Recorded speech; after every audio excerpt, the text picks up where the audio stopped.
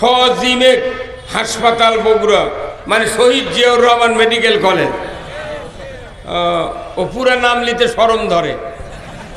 কি বুদ্ধি দেখেন সরকারের, ওটি লেখা হয়নি বগুড়া সজিমেক। ওটা আবার বুঝানোর জন্য আর একটা দুভাষিক লিয়া দেওয়া লাগবে। শহীদ জিয়াউর রহমান বগুড়ার বাড়িবারে তারই নাম তুই লেখেছিস সজিমেক। এতই তোর সময় ছড়, তুই লেখবু মানুষ পড়বি, তোর কিদের লাগত স্মরণ করতে কথাটা কথা।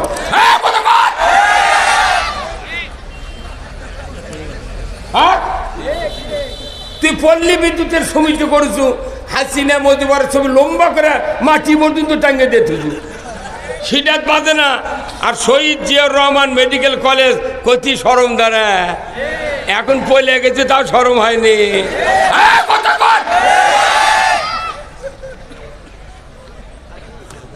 ওরা মনে করে আমরা বোধহয় বুঝি না। আমরা যা বুঝি এটা যদি সাধারণ মানুষ আপনি তারা বুঝতো, এ দেশে কোনোদিন অন ইসলাম ক্ষমতায় যেতে পারবে না। সফল রাখাল, সফল স্বামী, সফল বাবা, সফল নানা, কথা ঠিক কিনা? তিনি একজন সফল যোদ্ধা, সফল সেনাপতি। এরপরে তিনি এমন একটা মসজিদের ইমাম, যে মসজিদে এক রাকাত নামাজ পড়লে 50,000 রাকাতের সওয়াব। কত করলেন আপনারা? কত রাকাত? আচ্ছা, কেউ কি কোনোদিন চিন্তা করছেন মসজিদে নববীর এক রাকাত নামাজ পড়লে 50,000 রাকাত সওয়াব কেন আল্লাহ দেন? কেউ চিন্তা করছেন কোনোদিন? কোনো মাদ্রাসার প্রিন্সিপাল সুপারও চিন্তাই করেনি, ওনারা খালি বিলের চিন্তা করছে। হ্যাঁ, কত করলেন আপনারা? বক্তারা চিন্তা করছে টাকার। কিন্তু রাজশাহী কৃষি উন্নয়ন ব্যাংক আছে না? এই শাহজাহানপুরেও কৃষি উন্নয়ন ব্যাংক আছে। ওই ব্যাংক থেকে কেউ যদি লোন নেয়, ওর 7.5 টাকা শতকরা সুদ দেওয়া লাগে। এই ব্যাংক থেকে নিলে ওই 7.5 টাকা, একই কার্যক্রম। কিন্তু মসজিদে নববী ওটাও মসজিদ, আমাকে বামুনিয়ার মসজিদে একই মসজিদ। তো ওখানে এক রাকাত নামাজ পড়লে 50,000 রাকাতের সওয়াব, আর আপনার এটি পাগড়ি দিয়ে নামাজ পড়লে 27 গুণ সওয়াব।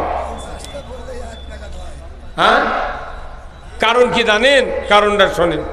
কারণ হলো ওই মসজিদে রসুল কোরআন দিয়ে ওই মিম্বরে বসে থেকে 12.5 লক্ষ বর্গমাইল কোরআন দিয়ে শাসন করছেন। কোরআনের আইন ওখান থেকে কায়েম করেছেন, বিধায় ওই মসজিদে নামাজ পড়লে বেশি সওয়াব। এই কথা বললেন না? ঠিক করলেন না? আর আমরা এতই দুর্ভাগা মানুষ, বাংলাদেশের মসজিদে ওই পশ্চিম দেওয়ালে লিখে রাখছে এই মসজিদে দুনিয়াবি কথা বলা নিষেধ। আমাদের যে মসজিদে লেখা আছে ওই মসজিদে নামাজ পড়লেও সওয়াব হবে না। কত কোনে গা? মসজিদে রাসূলুল্লাহ সংসদ হিসেবে কাজ করেছেন কোরআন দিয়ে, সেই দিন ওই মসজিদে নামাজ পড়লে সওয়াব বেশি। আর আমাদের দেশ মসজিদে কোরআনের কথা, কোরআনের আইনের কথা বললে ইমাম সহ যত কমিটির লোক আছে মুখের চেহারা পরিবর্তন হয়ে যায়। তাহলে সওয়াব কে দিবি? জীবনেও দিবে না। কি ভাষার ভাই? এই জন্যে মসজিদে নববীর আদলে কয় না কত সরকার করলো, এইবার ক্ষমতার যদি যায় মদিনার আদলে দেশ চলবি। তো মদিনার আদলে কেউ দুর্নীতি? এই কত কোন টাকা আপনারা? এটা একটা চাপা মারে, মদিনার কথা বলে ভোট পাওয়া যাবে। চাপার কাম বাঁধেনি। মদিনার আদলে যদি দেশ চলে, মদিনার মসজিদে নববীর আদলে ওই বাইতুল মুকাররম থেকে তাম বাংলাদেশ শাসন করতে হবে।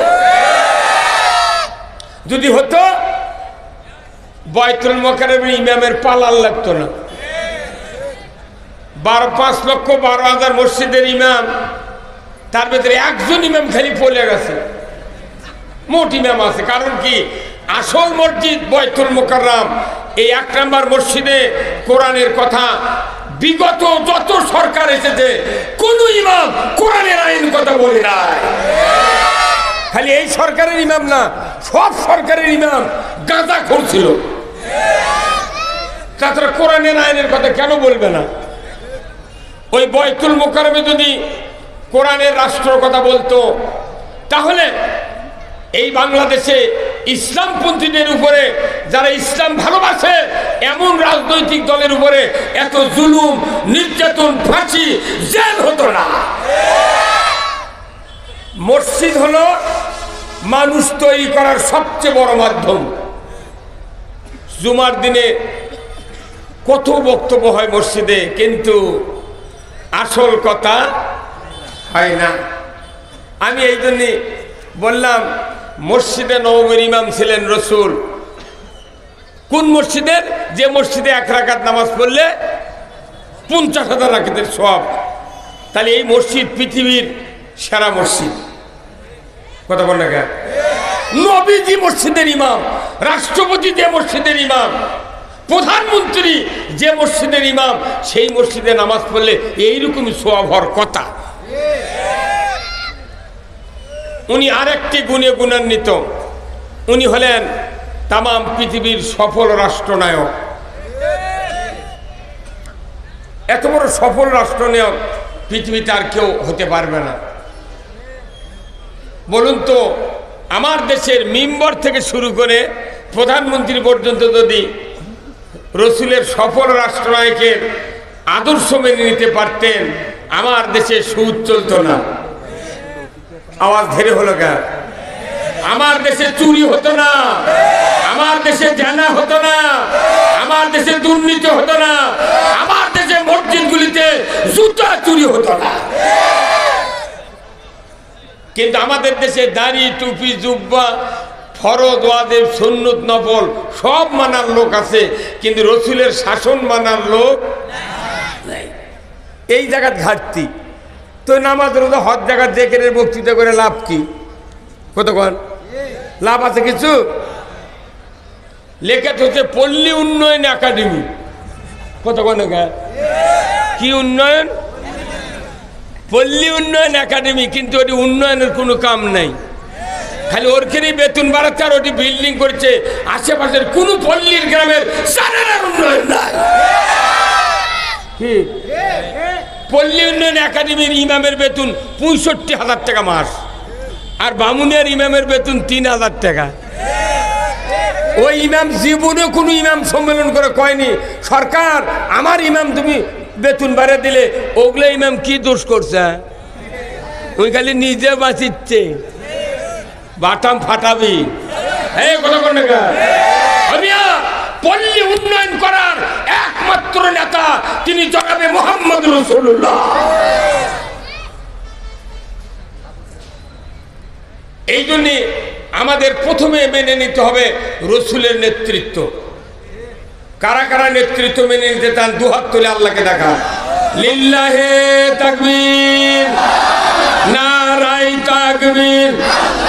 আল কোরআনের আলো, আল কোরআনের আলো। আমার নেতা তোমার নেতা, আমার নেতা তোমার নেতা। দুনিয়ার মুসলিম, বাংলার মুসলিম, বগুড়ার মুসলিম, সাদানপুরের মুসলিম, 9 মাইলের মুসলিম, বামুনিয়ার মুসলিম। লিল্লাহে তাকবীর।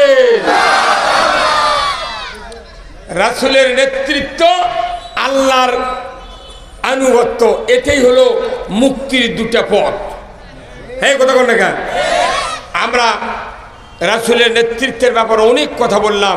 আসুন আজকের এই বামুনিয়া দারুল উলুম দাখিল মাদ্রাসা এই 59তম, কত তোমার?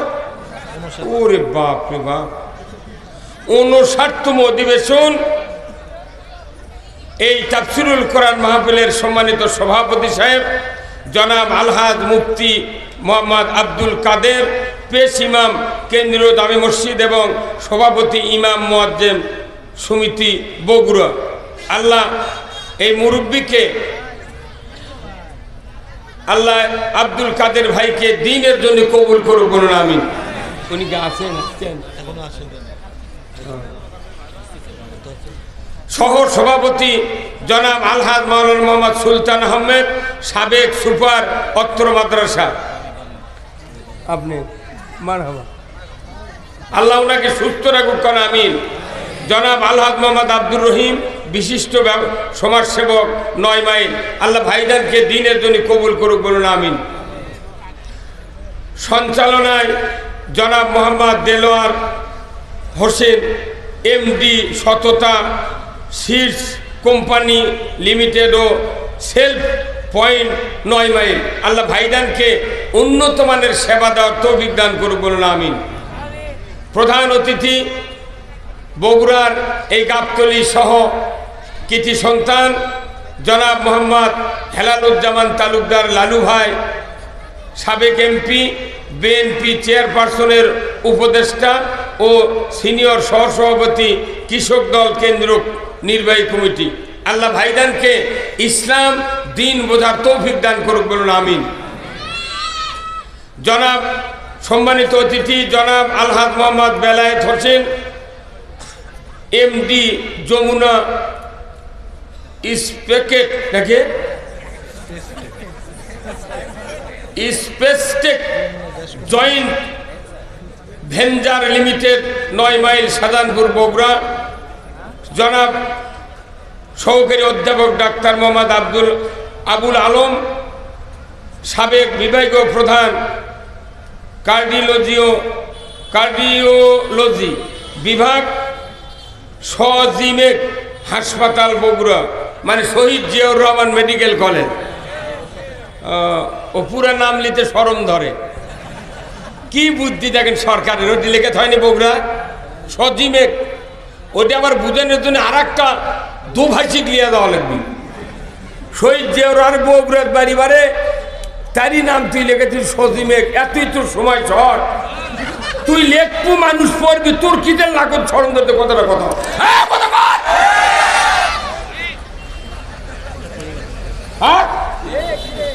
তুই পল্লী বিদ্যুতের সমিতি করেছু, হাসিনা মোদিবার ছবি লম্বা করে মাটি পর্যন্ত টাঙ্গে দিয়েছিস, সেটা বাদে না। আর শহীদ জিয়াউর রহমান মেডিকেল কলেজ কতি শরম দ্বারা এখন পলে গেছে, তাও শরম হয়নি।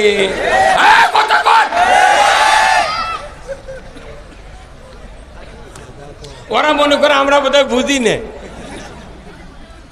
আমরা যা বুঝি এটা যদি সাধারণ মানুষ আপনি তারা বুঝতো, এ দেশে কোনোদিন অনিসলাম ক্ষমতায় যেতে পারবে না।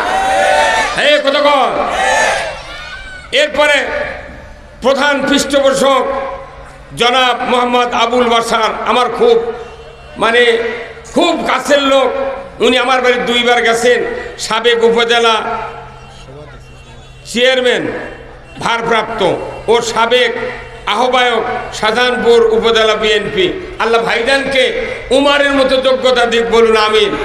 আল্লাহ যেন ওনাকে অতি তাড়াতাড়ি ইসলামী দলের নেতৃত্ব বানায় দেয়, বলুন আমিন। পৃষ্ঠপোষক জনাব Mohammad Shahadat Hossain, chairman national seeds company 9 mile, Allah ভাইকে ওসমান রাদিয়াল্লাহু আনহুর মতো ধনী বানায় দেয়, বলুন আমিন। এক মোষের দাম 1.5 লাখ। বাপে কষে, বাপক বলেছে মুরব্বী না মোষের গোস্ত মানুষ খাবার খাচ্ছে, তখন বাপে কথা বা একটা মোষ দে, তখন কথা বাপ যখন কষে দিয়ে দিলাম। আল্লাহু আকবার। এইরকম 10টা লোক যদি বগুড়াতে ইসলাম বিজয়ের পক্ষে থাকতো, আমার বিশ্বাস আজকে 50 বছর আগে এদেশে ইসলাম বিজয় হয়ে যেত। ইসলাম জীবন ব্যবস্থা কে পাঠাতেন? আল্লাহ শাহাদত ভাইকে ইসলামের জন্য কবুল করুক, বলুন আমিন। আন্তর্জাতিক খ্যাতি সম্পন্ন মুফাসসিরে কোরআন ও সুমধুর কণ্ঠস্বর হযরত মাওলানা মুফতি সালমান ফার্সি দামাত বারকাতুহুল আলিয়া, প্রিন্সিপাল জামিয়াতুল কোরআন ওয়া সুন্নাহ আশুলিয়া, ঢাকা, আল্লাহ ভাইজানকে সারা বাংলাদেশে একামতে দিনের পক্ষে কথা বলার তৌফিক দান করুন, বলুন আমিন। আজকের মাহফিলের সম্মানিত আরেকজন বিশেষ মেহমান, বগুড়ার সবচেয়ে আলোচিত বক্তা আলহাজ বজলুর রশিদ মিয়া, তার জামাই মেজো জামাই হযরত মাওলানা মোহাম্মদ আব্দুল বারী রশিদি, পিএইচডি গবেষক, ইসলামী বিশ্ববিদ্যালয় কুষ্টিয়া। আল্লাহ আমার এই জামাইকে কোরআন বিজয়ের পক্ষে কথা বলার তৌফিক দান করুক, বলুন আমিন। বরেণ্য অতিথি জনাব মোহাম্মদ আতিকুর রহমান আতিক, চেয়ারম্যান আরিয়া ইউনিয়ন, আল্লাহ ভাইজানকে উমারের মতো যোগ্যতা দিক, বলুন আমিন। জনাব মোহাম্মদ আব্দুর রহমান, জনাব মাওলানা মোহাম্মদ আব্দুর রহমান আমির, বাংলাদেশ জামাত ইসলামী শাহজাহানপুর উপজেলা শাখা, আল্লাহ ভাইজানকে দ্বীনের কঠিন সংগ্রাম করার জন্য যোগ্যতা দান করুক, বলুন আমিন। জনাব মোহাম্মদ আবু মুত্তালিব মানিক, স্বত্বাধিকারী উত্তরা বাইক সেন্টার বগুড়া, আল্লাহ ভাইজানকেও দ্বীনের জন্য কবুল করুক, বলুন আমিন। বিশেষ অতিথি অনেকগুলি ভাই, সবার জন্য আমরা দোয়া করব, আল্লাহ সকলকে দ্বীনের বুঝ দান করুক, বলুন আমিন। মঞ্চে বসা সুধীবৃন্দ, সামনে বসা মুরব্বিনে কেরাম, হাজী সাহেবগণ, বিভিন্ন মসজিদের ইমাম মুয়াজ্জিন মুক্তাদি সহ বিভিন্ন রাজনৈতিক দলের নেতৃবৃন্দ, যুবক ভাইয়েরা, প্রাইমারি মাদ্রাসা, হাই স্কুল, কলেজ, বিশ্ববিদ্যালয়ের শিক্ষক মহোদয়গণ, ছাত্র ভাইয়েরা, পর্দার অন্তরালে হাজারো মা বোনেরা, কচি কাচারা, সরকারি কর্মচারী কর্মকর্তাবৃন্দ, ডিজিএফআই, ডিএসবি, পুলিশ কর্মচারী কর্মকর্তা, প্রশাসনিক কর্মকর্তাগণ সহ ব্যবসায়ী ভাইয়েরা, মাদ্রাসার আহ্বায়ক কমিটি, ম্যানেজিং কমিটি, মাহফিলের সহ প্রচার মিডিয়ার সম্মানিত মাইকাল এবং ভিডিওম্যান ভাইয়েরা, সবার প্রতি আমার সালাম, আসসালামু আলাইকুম ওয়া রাহমাতুল্লাহি ওয়া বারাকাতুহু। কেমন আছেন আপনারা? আমি আপনাদেরকে তিনটা কথা বলবো। কয়টা? তিনটা। সেই কথাগুলি হলো, যারা জুমার নামাজ পড়েন, জুমার নামাজে বক্তব্য হয়, তিনটা বক্তব্য, দুটা বক্তব্য হয় রসুলের, আর একটা বক্তব্য হয় আল্লাহর। এই তিনটা বক্তব্যের ভেতরেই আমার কথা ইনশাআল্লাহ শেষ করব। এই কথাগুলি সকল মানুষের শোনা বোঝা আশু প্রয়োজন, কথা ঠিক কিনা? এটা হচ্ছে অ্যান্টিবায়োটিক বক্তৃতা। কি বক্তৃতা? অ্যান্টিবায়োটিক। অনেক বাংলাদেশে বক্তা আছে, সিবিটের বক্তা আছে, আছে না নাই? সিবিট আছে, তারপর ক্লোফেনাক আছে, ডাইক্লোফেনাক আছে, এসআর আছে, তদনাপা, ডিএক্স আছে, বিভিন্ন টাইপের বক্তা আছে। কিন্তু আমি যে বক্তৃতা দেব এটাকে অ্যান্টিবায়োটিক। জটিল ব্যাধি যদি হয়, আগে অ্যান্টিবায়োটিক দিয়ে ব্যাধি একবারে স্টে করা লাগবে। অ্যান্টিবায়োটিকের অর্থ কি?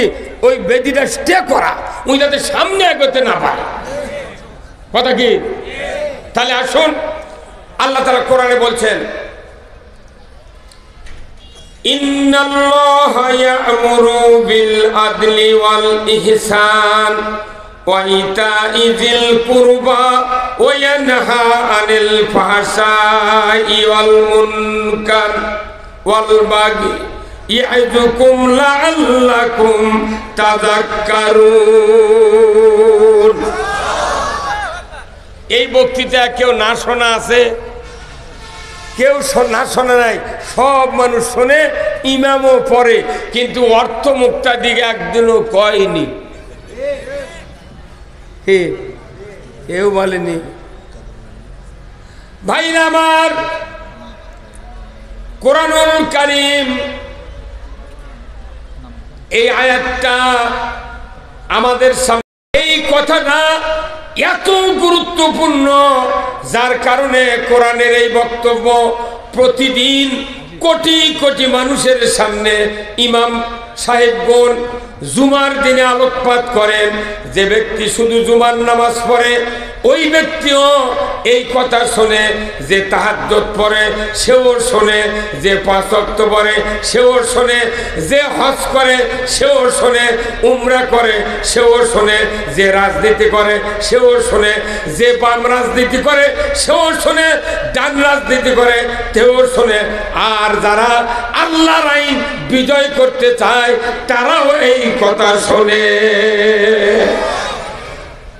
কেউ না শোনা আছে? হ্যাঁ ভাইরা আমার, এই কথার অর্থ হলো নিশ্চয় আমি আল্লাহ তোমাদেরকে আদেশ দিলাম, হুকুম দিলাম, আইন দিলাম। নিশ্চয় কথার যখন কোনো বাক্যের কোনো কথার পূর্বে নিশ্চয় আল্লাহ তাআলা বলেন, বলুন তো এর গুরুত্ব কম না বেশি? হ্যাঁ, নিশ্চয় আমি আল্লাহ তোমাদেরকে আদেশ দিচ্ছি তোমরা ন্যায় বিচার করো। দরিকন আল্লাহু আকবার। কি বিচার? কার কথা? 2 নাম্বার, ইনসাফ ভিত্তিক সমাজের ব্যবস্থা চালু করো। ন্যায় এক প্রকার, ইনসাফ আর এক প্রকার, কথা ঠিক কিনা? এরপরে আত্মীয় স্বজনের সাথে সৎ ব্যবহার করো, পিতামাতার হক আদায় করো, নাফরমানি, হারাম, অশ্লীল, গর্হিত কার্যকলাপ থেকে তোমরা বিরত থাকো। এটাই হলো সবচেয়ে বড় জিকির। সবচেয়ে বড় জিকির এইগুলি করা। এই জিকির বাদ দিয়ে আমরা তাহিরির জিকির ধরছি। কি? এই তাহেরিরে জ্বালাও পোড়াও রাখিয়া তোমার দ্বারে। কি কথা কোন দেখা? আল্লাহ কোরআনে বলছেন সবচেয়ে উত্তম জিকির এইগুলি, হারাম, অশ্লীল, নাফরমানি, গর্হিত কাজ থেকে বিরত থাকা, আত্মীয় স্বজনের হক থেকে তুমি যদি কাজ করো তাহলে তোমার এই কাজ বাদ দেওয়া লাগবে। আত্মীয় স্বজনের হক আদায় করা, পিতামাতার খেদমত করা, ন্যায় বিচার করা, আর ইনসাফ ভিত্তিক সমাজ কায়েম করা। এই 8টা কাজ আল্লাহ তাআলা হুকুম দিয়েছেন কোরআনুল কারীমে। ধরে বল ঠিক কিনা? জুমার দিনে 8টা কাজের কথা এই 54 বছরে যদি ইমামরা প্রতি শুক্রবারে বুঝে দিত তাহলে বাপ মাকেও ভেনো করে দিত, আত্মীয় স্বজন সাথে খারাপ ব্যবহার করত, বিটিক সম্পত্তি না দিয়া বেটাকে লেগে দিতে পারত। তাহলে পুরো কোরআনের একটা বক্তব্য খুতবার ভেতরে আল্লাহ বান্দা আশরাফ আলী থানভী সেট করে দিয়েছেন।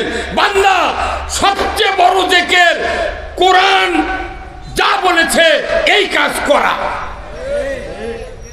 অথচ এই কাজ এরা রাজনীতিবিদকের কাজ। চেয়ারম্যান হসে ওই বোর্ডত বিচার দিয়েছে যে আমার বেটা হয়ে ভাত দিচ্ছে না, চেয়ারম্যান দেখে 2 থাপ্পড় দেবে, যা। তো এই থাপ্পড় তো মসজিদ দেওয়া লাগবে। এই কথা কোন না? এই বিচারগুলা রসুল মসজিদে বসে থেকে করেছেন। এই জন্যই মসজিদে 1 রাকাত নামাজ পড়লে 50,000 রাকাতের সওয়াব। আর আমাকে করছে হুজুর মসজিদে কোনো রাজনীতির কথা হবে না। এই সাথে সাথে আর ইমান চলে গেছে। কি হুজুর কথা কোন না? মাদ্রাসার সুপার প্রিন্সিপাল মাদ্রাসার প্রধান কার্যালয়ে বসে আছে, মাথার উপরে এখনো 6টা লোহা কান দিচ্ছে। যা দেখেন 6টা লোহা, 2টা আয়না টাঙ্গানো ছিল প্রিন্সিপালের মাথার উপর, সুপারের উপর, তারপর কাছারির লাইভের উপর, কলেজের প্রিন্সিপালের উপর ছিল কি ছিল না? হ্যাঁ, কতবার প্রত্যেকটা গ্রুপের ওই পল্লী বিদ্যুতের জিএম এর মাথার উপর 6টা লোহা এখনো কান দিচ্ছে। যত সেক্টরের অফিস আছে প্রত্যেকটা অফিস প্রধানের, প্রত্যেকটা শাখার প্রধানের মাথার উপর 2টা আয়না ছিল। আয়না নামাছে এই যারা বিয়ে না করে মরে গেল তারাই নামালো আয়না। কিন্তু যে আয়না টাঙ্গা প্রিন্সিপালের মাথা কবিরা গুণে হলো, সেই প্রিন্সিপাল এখনো জামিনে দিয়া 6 লোহা তুলবেরই পারেনি। ওর নিয়ত আছে, এখন আবার টাঙ্গাবি। ওই ধান্দা ভুলে দা, ভুলে দা। কি সাহস একটা আলিম, যে আল্লাহ রসুল বলছেন যার ঘরে মানুষের ছবি থাকবে রহমতের ফেরেশতা প্রবেশ করবে না। অথচ কি জাহাজের আলিম, কি জাহাজের অফিসার, তার মাথার উপর ছবি থাকলো না, কিছু করার পারিস নি, ভয়ে ভালো। কিন্তু এখন ছবি নাম আছে লোয়া থুজুগা। কি বাসার ভাই, লোয়া তোলার সাহস নাই, উনি আরো সুর ধরিচ্ছে, আবার টাঙ্গাবি। ভাই কথা কন নাকি আপনি? খবরদার, আমাদের শিক্ষিত লোকেরা এই সমাজ ধ্বংস করেছে। একটা হিন্দু অমুসলিম যারা আছে বাংলাদেশে 2 কোটি, তাদের দ্বারা ইসলামের 1 তিল পরিমাণ ক্ষতি হয় না। ক্ষতি হয়েছে ইমানদারের দাবিদারদের কারণে। আমরা এই দেশটা আল্লাহর রহমত দিয়ে এমনভাবে সোনালী সূর্য দেখতে পেয়েছি, যাদের বাড়ি নাই, ঘর নাই, বউ নাই, সোল নাই, তারা কয় পিচ্ছিরি হয় হয় সব বলার। ভোরের ছাত্র দৌড়ে দা এক পুলিশের বকত ঘুষি মারছে। ও জিজ্ঞাসা করে, ভাই তুই মার লুকিয়া? করছে আমার মনে হয় ই আমার ভাইক মেরে ফেল দেবে। ভোরের ছাত্র জানের ঝুঁকি নিয়ে তারা কাজ করছে। আর আমাকে যারা বড় বড় নেতা ছিলাম, ঘরের মধ্যে খিল দিয়ে বসে আছি, ওই ফেসবুক টিভি চার ওই দিক মরিচ্ছে কথা কন। আর তার শক্তি আছিল তাই করছে কর গুলি, পুলিশ করছে কত কর্ম, গুলি ফুরে গেছে। স্বরাষ্ট্রমন্ত্রী করছে চালাও, হ্যাঁ বিয়ে চালাবো কি, একজন মারলে 30 জন আছে, তোর মাথা ঠিক আছে? একজন মারলে 30 জন আছে, কয়জন মারবো? মারতে মারতে বাংলাদেশ শেষ হয়ে যাবে, আর সুযোগ দেওয়া যাবে না। 45 মিনিটের ভেতরে আপনি যদি পালাতে পারেন, আপনার চামড়া পাওয়া যাবে, হাড্ডিও পাওয়া যাবে না। তার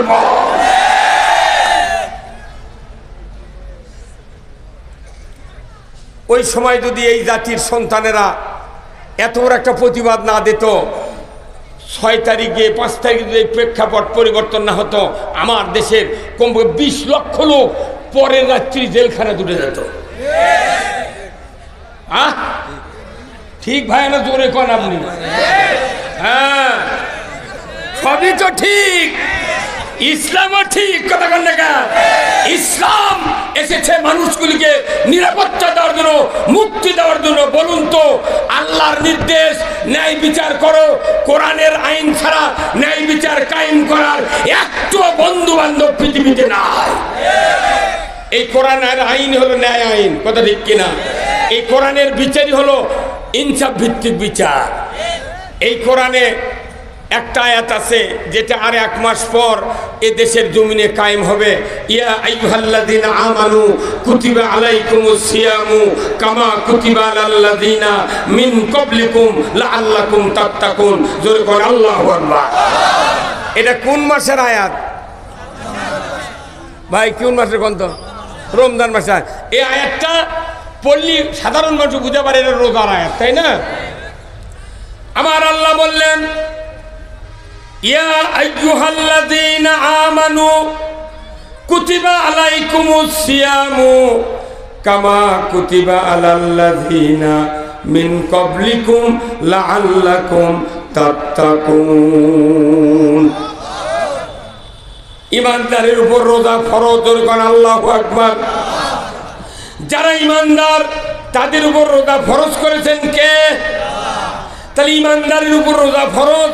তাহলে যারা রোজা করবে না, তারা ইমানদারের অসুস্থ যদি হয়, সফরে যায়, এই লোকগুলি বাদ দিয়ে যত ইমানদার আছে আল্লাহ তাআলা তাদের উপর রোজা ফরজ করেছেন।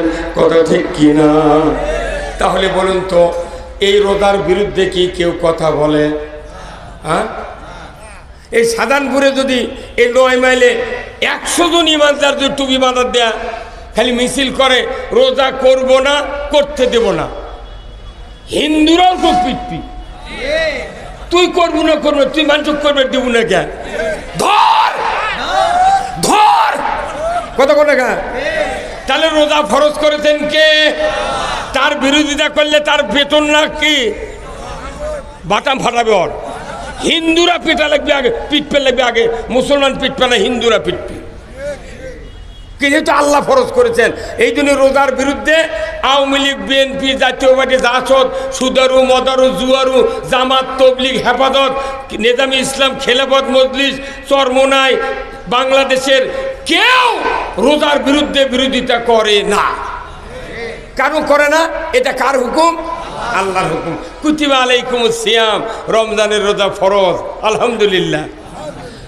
একই সূরা বাকারায় আল্লাহ রাব্বুল আলামিন বললেন, কুতিবা আলাইকুমুল কিসাসু ফিল কতলা। আমার আল্লাহ বলছেন, ও দুনিয়ার ইমানদারেরা, কোরআন ভিত্তিক আদালত ব্যবস্থা কায়েম করা তোমাদের উপর ফরজ করা হলো। কোরআনের আদালত ব্যবস্থা কায়েম করতে হবে, এটা কার হুকুম? তো কোরআনের আইন কায়েমের কথা বলে একদল বিরোধিতা করে কি করে না? তা তুই রোজার বিরোধিতা কর, তুই আইন কায়েমের যদি বিরোধিতা করিস, তুইও প্রকাশ্যে কর রোজা করবো না, করতে দেবো না। এর মজা কি বুঝে পাবো? এই কথা বল, রোজা যে কোরআনে ফরজ, ওই কোরআনের আদালত ব্যবস্থা কায়েম করা ফরজ। তাহলে একই মানের ফরজ নয় ভাই কোরআনের আদালত ব্যবস্থা কায়েম করা। কোরআনের আদালত ব্যবস্থা কি কি? চুরি করলে হাত কাটা, কার আইন? যদি কন আল্লাহর আইন। চুরি করলে হাত কাটো, কখন কাটার হুকুম আল্লাহ কোরআনে দিয়েছে? 5টা গ্যারান্টি দিয়েছিল এই মানুষগুলিকে শান্তি দেওয়ার জন্য। যখন 5টা গ্যারান্টি দিবে সরকার, তখন চুরি হবে না, জানা হবে না, কোনো ঘুষ চলবে না, দুর্নীতি চলবে না। কারণ সরকার যদি দেয়, এটা মানুষের অভাব আর থাকে না। এখন সরকার জনগণের অধিকার দেয় না, কিন্তু নিজের অধিকার আদায় করে। কি হয় না? হা হা হা। আল্লাহ কোরআনে বলছেন, কুতিবা আলাইকুমুল কিসাস, কোরআনের আদালত ব্যবস্থা কায়েম করা তোমাদের উপর ফরজ করা হয়েছে। আল্লাহু আকবার। কোরআনের আদালত ব্যবস্থা কায়েম করা এটা ফরজ না বোবা? হ্যাঁ জনগণ কি? তো এটা মসজিদে বলা লাগবে ইমামের। আর আমরা বাংলাদেশ জামাত ইসলামী যদি বলি, কি বক্তারা বলে, কিংবা অন্য রাজনৈতিক দলেরা কেউ বলে, তখন কয় যে ওই হারুন সাহেব, ওই যে হারুন, চাপায়ের হারুন সংসদে যখন কোরআনের কথা বললেন, তখন বিরোধী দলেরা বলছে, মৌকতি তুমি বক্তা আবার কতদিন হতো কথা কন। ওই বক্তায় আবার এইবার বলিচ্ছে যে বক্তাকে হলো এরা ধর্ম ব্যবসা করে। এই কথা বল। 116 জন বক্তার তালিকা করেছিল রুমিন ফারহানা, নাকি ওর নাম কি, ওই যে ব্যারিস্টার তুরিন আফরুজ, আর হচ্ছে কালামানিক, আর হচ্ছে মুরগি চোরা, শাহরিয়ার কবির। এই 3 জন 116 জন বক্তার তালিকা করছে। তার মধ্যে 108 নম্বর আমি আছি। আমি ঢাকায় কেন্দ্রের যাই, আমাকে মাজলিসুল মুফাসসিরিনের নেতা ছিলেন, তাকে বলেছি আমরা 116 জন বক্তা অচিরেই ওসমানী সিটি মিলনায়তনে একটা সমাবেশ করব। আমাকে ডাকে, কত লক্ষ লোক ঢাকায় যায়, এখন ওই বেটারা জানে না। তাড়াতাড়ি ডেট করেন। এই খবর পায় স্বরাষ্ট্রমন্ত্রী আসাদুজ্জামান কইতে, না এটা স্থগিত করতে হবে। কারণ একজন বিচারপতি তাই বলেছেন, সাবেক আব্দুর রূপ সাহেব বলেছিলেন, আপনি জানেন একটা বক্তার বক্তৃতা শোনার জন্য 20,000, 1 লাখ, 3 লাখ, 16 লাখ পর্যন্ত লোক তৈরি হয়। এই লোকগুলো তো সব ঢাকাতে আছে। সেই দিন আপনার গদি ছাড়িতে চলে দেওয়া লাগবে। গদি ছাড়ার ভয়ে আমাকে প্রোগ্রাম করতে দেয় নাই।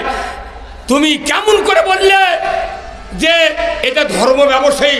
এই বাংলাদেশে করোনার ভিতরে মাত্র 2 বছর সভা না চলার কারণে, আপনার ওই নাম কি, কি মুনি, কি না না না পরিমণি, 2 বছর সভা না হওয়ার কারণে পরিমণি নির্লজ্জভাবে লুঙ্গি পরে মাল কাঁচা মেরে বাংলাদেশের মানুষকে দেখাইছে। 2 বছর সভা বন্ধ থাকার কারণে। আর আমাকে তুমি ধর্ম ব্যবসায়ী বলো, এইবার ধর্ম ব্যবসা কাক কয় সাধারণ জনগণ বুঝে দিবি। এখনো টের পাচ্ছে না সারা বাংলাদেশের মানুষ গণজোয়ার এই বামুনিয়া মাঠে আজকে এই লোক সমাগম হওয়ার একমাত্র কারণ মানুষ এখন কোরআন প্রেমিক হয়ে গেছে। ঠিক কিনা? আগামী দিনে এই বাংলাদেশে কোরআনের পার্লামেন্ট কায়েম হোক। কারা কারা চান দুহাত তুলে আল্লাহকে দেখা। নারায়ে তাকবীর, নারায়ে তাকবীর। আল কোরআনের আলো, আল কোরআনের আলো। যত ইবাদত আছে মূল টার্গেট হলো কোরআন বিজয় করা। আর কোরআন বিজয় না করলে কোনোদিন ন্যায় বিচার কায়েম হতে পারে না। বাপ রে বাপ, ন্যায় বিচার রে। বিএনপি জামাতের 16 জন মানুষ এক জায়গায় বসে মিটিং করছে, যেহেতু জোটের লোক কথা কোন না। হুট করে পরের দিন শোনা গেল গ্রেপ্তার করছে 16 জনক, হ্যান্ডকাপ লাগে লাইন করে থুয়ে বলতেছে অমুক জায়গায় গোপন তথ্যের ভিত্তিতে নাশকতার পরিকল্পনা করছিল সরকারের বিরুদ্ধে, ককটেল বানানোর সরঞ্জামাদি সহ জিহাদি বই সহ আমরা গ্রেপ্তার করতে সক্ষম হয়েছি। কি ভাই কথা বল না? ও সাংবাদিক কথা তুই লেখে ছেড়ে দে, যা হয় তুমি গোপন তথ্যের ভিত্তিতে জামাত বিএনপি ধরবার পারো, গরু চুরি হয়, হুন্ডা চুরি হয়, ওই তথ্য তুমি পাও না। এই কথা এখন তো কত মানুষ, এটি যদি এই সরকার পরিবর্তন না হলো নি 4-5 জন থাকবে পারলেন হেনি, আগে বাসার ব্যাগ ধরলেন এটেছে বলে তো কে পরামর্শ কি দিচ্ছে, এগুলা খুবই পৃষ্ঠপোষক হচ্ছে নি। এই কথা বাটাম ফাটালো হেনি। আর এখন আয়, এখন তথ্য প্রকাশ্যে দিচ্ছে, আয় বাবাই আয়। বগুড়া পুরো জেলা জুলহাস নামে ডিবি অস্থিতিশীল পরিস্থিতি তৈরি করেছিল। ওই বেচারা খাগড়াছড়ি ট্রান্সফার হতে 5 তারিখের 8 তারিখে হতে, তারপরে লেখালেখি শেষ পর্যন্ত চাকরি ছেড়ে দিতে বাধ্য হচ্ছে। তুমি মনে করো আমাকে সরষের জমি শুয়ে থুয়ে তুই শান্তি মতো চাকরি করবো? আমরা আসছি এই দেশত কথা কন না, সারা বাংলাদেশে এইবার একটা খেলা আল্লাহ শুরু করে দিয়েছে।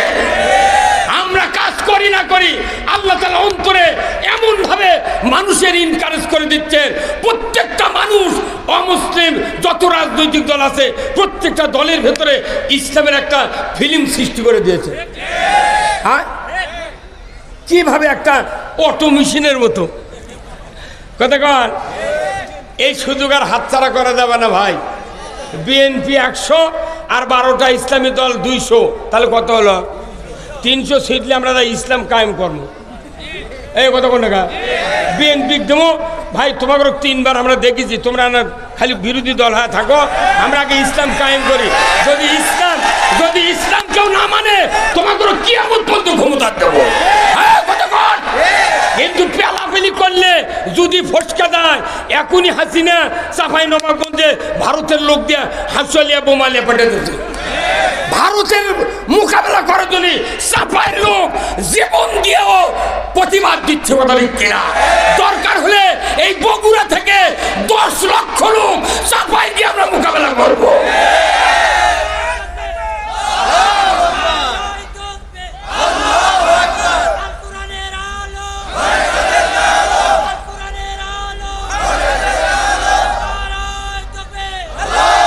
আশ্চর্য কথা, তুমি পালিয়ে গেছো। মোদি কেমন চার্জ করছে এক এমপি, মোদি সংসদে এমন এমপি চার্জ করছে, ভিসা ছাড়া কোন বুদ্ধিতে তুমি হাসিনা ঢুকালে? আমরা হজ করবার গেলে সব জায়গাতে ইমিগ্রেশনে 10 বার করে চেক করে, আর হাসিনা একলা গেল, কাপড়ও নিল না, ব্যাগ নিল না, কোনকে বাঁচিয়ে দেওয়ার জন্য পোস্টাল নাই, তার হ্যান্ডবিল নাই, মোবাইল নাই, কোনো ভিসা নাই, কোনো কিছু নাই। তুমি ঢুকালে কেন? জবাব দিতে পারেনি মোদি জবাব দিতে পারেনি। ভারতের লোক ওর উপর খেপা। টুমারো আমার রসুল বলছেন, গজওয়াতিল হিন্দ ফাইন আদরাকতুহা উলফিক ফিহা মালি ওয়া নাফসি উক্কালু ফিহা। আমার রসুল বলেছেন এমন একদিন আসবে হিন্দুস্তানের বিরুদ্ধে মুসলমানকে যুদ্ধ করতে হবে। সেই যুদ্ধে আমি রসুল যদি বেঁচে থাকতাম আমার জানমাল খরচ করে শহীদ হয়ে যেতাম। আজকে জাতির কাছে প্রশ্ন, আমরা ইমানদার, আমাদের সৃষ্টিকর্তা কে? আল্লাহর আইন মানতে অসুবিধা আছে? তে কেন বিরোধিতা করেন? আপনি কি মসজিদে যান না, খুতবা শোনেননি? আমার রসুলের একটা জটিল হাদিস প্রতিদিন শুক্রবারে পড়া হয়। বিবেক পারল তারা যদি হাদিসটা ইমাম হিসাবে যদি মুক্তাদিকে বুঝাই দিতেন, আমাদের উপর কষ্ট হতো না, আমাদের বিরোধিতা কেউ করার সাহস পেতাম না। আমার রসুলের হাদিস, আল্লাহর নবী বলেছেন, ওয়াসুলতানু জিল্লুল্লাহি ফিল আরদি মান আহনা সুলতানাল্লাহি ফিল আরদি আহনাহুল্লাহ। ও আমার বাংলাদেশের ইমানদারেরা শুনুন, যে যে পেশায় থাকেন না কেন মসজিদে যান, এই হাদিসটা প্রতিদিন শুক্রবারে শোনেন। আপনি অবশ্যই ইমামকে বলবেন, ইমাম সাহেব এই হাদিসটার অর্থ প্রত্যেকটা মুক্তাদিক আপনি হাতে কলমে বুঝাইয়া দেন। এই হাদিসটা এত গুরুত্বপূর্ণ, লক্ষ লক্ষ হাদিসের ভিতরে এত জটিল হাদিস, যে হাদিসের সাথে রাষ্ট্রশক্তি জড়িত, যে হাদিসের সাথে রাজনীতি জড়িত, যে হাদিসের সাথে সমাজের নিরাপত্তা জড়িত, এই হাদিসটা প্রতি শুক্রবারে ইমামগণ আমরা তেলাওয়াত করি, কিন্তু এখনো বাংলাদেশে ইমামেরা মুসল্লিদেরকে বুঝাতে পারছি না। জোরে বলুন ঠিক কিনা? হাদিসটার অর্থ হলো ওয়াসুলতানু জিল্লুল্লাহ, যদি কোন আল্লাহু আকবার, ন্যায়পরায়ণ শাসক আল্লাহর ছায়া সদৃশ্য, যদি বলুন ঠিক কিনা? ন্যায়পরায়ণ শাসক কার ছায়া? আল্লাহর ছায়া। কেন বলা হলো? যে মানুষের যত আইন আছে এই আইনগুলার কোনো ছায়া নাই। কতক্ষণ? এই আইনগুলার কি নাই? আর আল্লাহর আইনের কি আছে? ছায়া আছে। মানে কি, একজন পথিক উত্তপ্ত মরুভূমির ভেতর দিয়া ক্লান্ত অবস্থায় যদি রাস্তা হেঁটে হেঁটে যেতে যেতে যদি একটা বটবৃক্ষের নিচে দাঁড়ায়, সেখানে টুল নাই, বেঞ্চ নাই, চৌকি নাই, খাট নাই, বিছানা নাই, শুধু দাঁড়িয়ে আছে, যদি বটবৃক্ষের নিচে একজন ক্লান্ত পথিক শুধু দাঁড়ায়, ওই মানুষের কলিজা প্রশান্তি হয়ে যায়। কথা ঠিক কিনা? বটবৃক্ষের ছায়া, একটা বট গাছের ছায়ার ভেতরে যদি দাঁড়ালে এইরকম প্রশান্তি হয়। আমার রসুল বলেছেন, ও দুনিয়ার ইমানদাররা, যেখানে আল্লাহর রাজত্ব থাকবে এই ছায়ার এত দাম, পুরো জাতি যে ধর্মেরই হোক তার প্রশান্তি ছাড়া কষ্ট চোখে পড়বে না। এই রাজত্ব দরকার আছে না নাই? এই যে যতগুলো মানুষের নামের আগে আলহাজ আছে, দেখেন নি আলহাজ, আপনারা অনেক হাজি আছেন, প্রত্যেকটা হাজি সাহেব সৌদি আরবের যখন হজ করতে যান, হাজি ক্যাম্পর থেকে শুরু করে মক্কা মদিনাতে ঘুরে আসা পর্যন্ত তলবিয়া পাঠ করে। তারই মাঝখানের তলবিয়া শেষ পর্যায়ে হলো যে ইন্নাল হামদা ওয়ান নিয়ামাতা লাকাওয়াল মুলক লা শারিকা লাক, আল্লাহু আকবার। নিশ্চয় সমস্ত প্রশংসা আল্লাহ তোমার, আর তোমার রাজত্ব হলো সবচেয়ে বড় নিয়ামত। যত হাজি আর হাজার হজ করে আসে, এটা কয়া এটি আছে, তুই ভোট কার্ড দিচ্ছ, তোর বাটাম যদি না ফাটায় জীবনে বক্তৃতা করবো না আমি। কি ভাই? ইন্নাল হামদা, নিশ্চয় সমস্ত প্রশংসা, নিয়ামাত লাকাওয়াল মুলক, যত নিয়ামত পৃথিবীতে আছে সবচেয়ে বড় নিয়ামত হলো আল্লাহর রাজত্ব। এই কথা আমরা তালবিয়া হজ করবার যা পাঠ করি, রসুল ওই দিন বলছেন, ওয়াসুলতানু জিল্লুল্লাহ, ন্যায়পরায়ণ শাসক আল্লাহর ছায়া সদৃশ্য, যে বা যাহারা এই ন্যায়পরায়ণ শাসককে অপমান করবে কিংবা ন্যায়পরায়ণ শাসকের বিরোধিতা করবে, আমার আল্লাহ রসুল বলছেন সে যেন স্বয়ং আল্লাহর বিরোধিতা করলো। কথা বল, কার বিরোধিতা করলো? তে আল্লাহর বিরোধিতা করে তোর এতেকাফ কি, তোর হজ কি, 4 লাখ টাকার কুরবানি কি, মসজিদ বানান কি, তোর তাহাজ্জুদ কি, তোর কোরআন পড়া কি? আল্লাহর বিরোধিতা করা, আল্লাহর আইন কায়েমের রাষ্ট্র যারা বিরোধিতা করবে, আল্লাহর নবী বলেছেন তারা যেন স্বয়ং আল্লাহর বিরোধিতা করল। আচ্ছা, এই বক্তৃতা 60 বছর আগে থেকে বয়তুল মোকাররমের ইমাম যদি বলতে পারতো, ওখানে ডিসি, এসপি, সচিব, বড় বড় নেতা এমপি মন্ত্রী তারাই তো কাল্লিয়া নামাজ পড়বে দেয়। ওরকে কানো যদি এই কথা 60 বছর হলে ইমাম দিল হেনি, আমাদের বিরুদ্ধে মামলা দিল হেনি, আমাকে মামলা দিয়ে আবার ওরাই কয় হুজুর মামলা খাটা সুন্নত। চ বাসার সাথে থামো, চ বাসারও কোনো আর ওই বাসার ভাইয়ের ওই হাইসত নেমো, নোয়া গাড়ি আছে কালো, তোকেও নেমো বাসার ভাই কোনো, তো 2 দিনে থুই আছি। তো তুই এত বড় সুন্নত ছাড়বো কে? 4 দিন থাকলে ভোগ মা করে রাখবো রে, তাই করছে সুন্নত। এই কথা কন, এই আপনাকে গাড়ি ধর সাত্তার চেয়ারম্যান নাই, আব্দুল সাত্তার ভাই, আমি আর তালোরা নজরুল চেয়ারম্যান, এই 3 জন সেলত রাখছিল 21 দিন। ওই 2 ভাগের মধ্যে আমাকে থুলে আমি বাঁচি। হাই রে জুয়ান বা আল্লাহর বানাতে কি বডি রে। এই সাত্তার ভাই আমাকে কয় ভাই এতদিন খালি কান দিছি রে সেলের মধ্যে, 200 বারের বল ভেতরে দিছে, বাইরে সুইচ মরে গেল সুইচ অফ করে না। এগুলা কষ্ট আমাকে কি মনে নাই? তাও আমরা কিছু করছি না। এত কষ্ট, এত নির্যাতন বিএনপি জামাতের উপরে, আমরা সব কষ্ট ভুলে গেছি ওই দিন যেদিন কালামানিক কলার পাতার ছোঁয়া আছে। হুজুরা হাত তুললেন না, হুজুররা হুজুরকে গাছ কি পিঁপড়ে পড়ে না? না, যারা মসজিদের ইমাম আছেন, ও সুলতানু জিল্লুল্লাহি ফিল আরদি মানহানা সুলতানাল্লাহি ফিল আরদি হানাহুল্লাহ। ন্যায়পরায়ণ শাসক কায়েমের যারা বিরোধিতা করবে তারা যেন স্বয়ং আল্লাহর বিরোধিতা করবে। আমার দেশের যত নেতা আছে বিভিন্ন দলের, এনারা যদি ইসলাম বিজয়ের পক্ষে কাজ করে, লালু ভাইয়ের আগে জামাতের এমপি হওয়ার মরদ কেউ নেই। হে কত কোনে কা আপনাকে কি নেতৃত্বে আমরা পেজ দিয়ে ফান্তাকা শুয়ে থাকবো কতক্ষণ?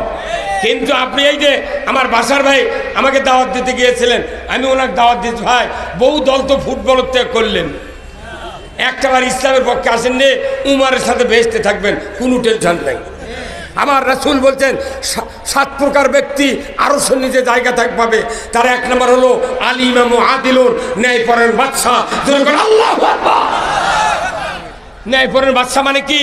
স্থানীয় সরকার ইনিও বাদশাহ, মেয়র ইনিও বাদশাহ, উপজেলা চেয়ারম্যান ইনিও বাদশাহ। এনারাই ওই মূল সরকারকে সহযোগিতা করবে।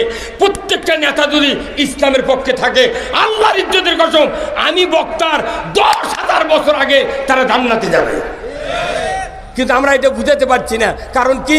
যে আমাদের মধ্যে টাকালা লোক নেই, টাকালা লোক নাই, কিন্তু আমাদের ঈমান আছে। আমরা ক্ষমতায় যাব না, আমরা কোরআনকে ক্ষমতায় বসাবো। এই কথা কোন না? এই কোরআন যদি ক্ষমতায় বসায়, যত সরকার থাকবে, যত মানুষ তার অনুসারী থাকবে, পাকারি ধরে আল্লাহর জান্নাতে যাবে। তাহলে আমরা জান্নাতে যেতে গেলে সবচেয়ে কাজ জরুরি হলো আপনার কোরআনের রাজ কায়েম করা। যদি রাজ কায়েম না করেন, এই যে ভাই আপনার নাম কি? তমিজউদ্দিন আলহাদ। আপনার তো ছেলে পেলে নাই ভাই? 2-3টা আছে তো, একটা হয়তো 20-22 বছর হয়তো খোঁজলে দেখেন 5 ওয়াক্ত নামাজ পড়ে না, ধর না। এখানে যত বাবা আছে মেলা সোলপোল আছে, নামাজ পড়ে না, কথা ঠিক কিনা? তাহলে একক নামাজে বানাবে কে? কে বানাবে? বাপের 14 গোষ্ঠী পারবে না, বাপ পারবে না, তবলিগ পারবে না, জামাত পারবে না, চরমনাই পারবে না, ওই হেফাজত খেলাফত কেউ নয়, বিএনপি নয়, আওয়ামী লীগ, জামাত নয়, জাতীয় পার্টি নয়, কেউ নামাজ কায়েম করতে পারবে না। নামাজ কে কায়েম করবে? কোরআনকে বলতে হবে। কোরআন বলছে সূরা আল হজ 41 নম্বর আয়াত, আল্লাযীনা ইম্মাক্কান্নাহুম ফিল আরদ আকামুস সালাতা ওয়া আতাউয যাকাতা ওয়া আমারু বিল মারুফ ওয়া নাহু আনিল মুনকার ওয়া লিল্লাহি আকিবাতুল উমুর। জোরে কন্না মারহাবা। সূরা আল হজ 41 নম্বর আয়াত। আল্লাহ নিজে বলেছেন, ও দুনিয়ার মুসলমান, তুমি যদি রাষ্ট্রপ্রধান হও, প্রধানমন্ত্রী হও, সরকার হও, প্রেসিডেন্ট হও, ক্ষমতায় যাও, 4টা আইন চালু করবে। 1 নম্বর নামাজ কায়েম করবে, 2 নম্বর যাকাত আদায় করবে, 3 নম্বর ন্যায়ের আদেশ করবে, অন্যায়ের বারণ করবে। এই 4টা কথা, 4টা আইন যদি তুমি কায়েম করো, আমি আল্লাহ কোন আমার হুকুমের পর সবচেয়ে বড় ধরনের হুকুম আমি রাষ্ট্র শক্তিকে দিয়া দিলাম। আল্লাহর পরে সবচেয়ে বড় আদেশ হলো সরকারের। জনগণ ঠিক কিনা? ওয়ালিল ভাই আসসালামু আলাইকুম, ভালো আছেন? আপনি এত লেটে আসেন কে? এগুলো শোনা লাগবে তো আপনার ডাইনে ভাই ডিসিএসপি থাকে, এগুলো কবেন যে আল্লাহর আইন নামাজ কায়েম করবেন, কথা ঠিক কিনা? আপনি খালি বগুড়া থাকলে হবে না, জাতির কল্যাণ করতে হবে। হ্যাঁ, কথা বল। যারা ভিআইপি লোক এদের বক্তব্য শোনা লাগবে। লালু ভাই আসলে ভালো হলেন, ফোন দেন নে, তাড়াতাড়ি কন্যা আসুক, কেন শুনুন। বিভাগের স্বার্থে এই বগুড়াতে ইসলামী হুকুমত কায়েম হোক, এই কথা নিয়ে আগামী যে সরকারি আসুক ইনশাল্লাহ আমার মুখ দেখে করছে বগুড়া বিভাগ হয়ে যাবে। এখন যদি জায়গা দুগা কারু কেনা দরকার হয় কিনে নেবেন, বিভাগ হলে কোনো 100 কিনে পারবেন না। কতক্ষণ বিভাগ হচ্ছে বগুড়ার মতো এত সুন্দর এত সুশৃঙ্খল টাউন আমার বাংলাদেশের কোনো জেলাতে আমি শান্তি পাইনি। নওগাঁ গেলে খালি মধ্যে এক রাস্তা, ডানে বাঁয়ে কিচ্ছু নেই। দুনের ডাকাতের মোড়, রুবির মোড়, দুলালের মোড়, আগুনের মোড়, চোরের মোড়, মোট মোড়। আর বগুড়া শেরপুর একটা জেলার মিনি জেলা, শেরপুর, কথা ঠিক কিনা? শাহজাহানপুর বিশাল একটা সুন্দর উপজেলা, সর্বকনিষ্ঠ উপজেলা, কিন্তু এখানে ইমানদারের সংখ্যা বেশি। এরা ওই সময় অনেক লোক রক্ত দিয়েছেন। কোরআনের রাজ কায়েমের সূচনা হবে বগুড়ার শাহজাহানপুর থেকে। আমি বিশ্বাস করি যারা নেতৃবৃন্দ আছে আগামী দিনে কোনো দলাদলি ফালাফালি পেলাফেলি না করে আগামী দিনে বাংলাদেশে ইসলামের পক্ষে কাজ করে এই দেশটাতে সুষ্ঠু একটা নির্বাচিত সরকার কায়েম করে আমরা এই দেশের মানুষকে হাসি ফুটাতে চাই। এই যে ডক্টর ইউনূসের ব্যাপারে অনেক লেখালেখি করতেছে, আমি অনেক চিন্তা করি যে ডক্টর ইউনূস ছাড়া যদি অন্য কেউ ক্ষমতার বসত একদিন লাচ্চে চারে দিল। আর মাল আছে না, পাথরের লাগান বসে আছে, পাথর যাই লাপাচ্ছু তোকে দেওয়া হচ্ছিল, তুই চালাবের পারিস নি। ফখরুদ্দিন বলছিল তাই কথা আলু খাও। মঈনুদ্দিন, ফখরুদ্দিন আর ইয়াজউদ্দিন, তিন দিনে ধুলিস শাহ। এই কথা এদেশটার সবচেয়ে বিশ্বের মধ্যে মুরব্বী হলো 1 নম্বর ইউনূস। এই ডক্টর ইউনূস, উনি যেদিন ওই জাতিসংঘের মিটিংয়ে ঢুকেছেন প্রত্যেকটা নেতা দাঁড়িয়ে গেছে। আল্লাহু আকবার। হয়তো আমরা ওনার বিরুদ্ধে অনেক কথা শুনেছি বলেছি, কিন্তু ওনার ক্ষমতা দিয়ে বোঝা গেল ওনার মাল আছে। কি এই যে মনে করেন কেউ করছে ভোট তাড়াতাড়ি হোক, ভোট দিয়ে কি করবেন? যে ভোট দিয়া বাসার ভাই পাশে 11,000 ভোট আর প্রতিদ্বন্দ্বী পাশে 390 ভোট, ওই হাত দিয়া এই বাসার ভাইয়ের ভোট ওকি দিচ্ছে, ওরই ভোট নিয়ে যে দিতেছে।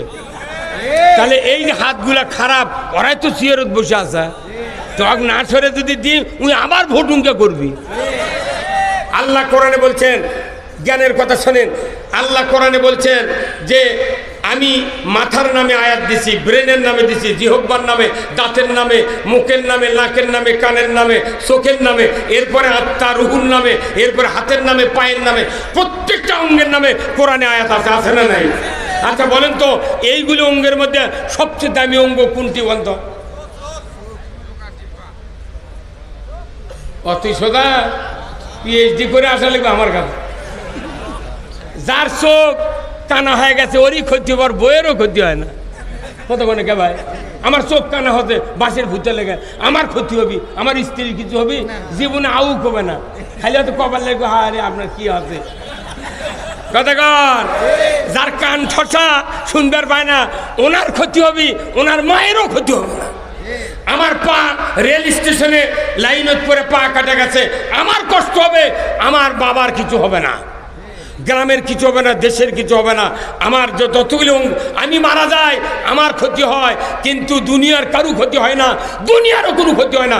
আমার আব্বা 96 সনে 1996-এর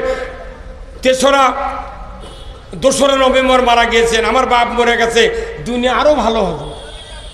এখানে রাস্তায় শুনলেন কথা কোন টাকা, তাহলে মরে গেলে তার ক্ষতি, চোখ কানা হলে তার ক্ষতি, দুনিয়ার কোনো ক্ষতি হয় না।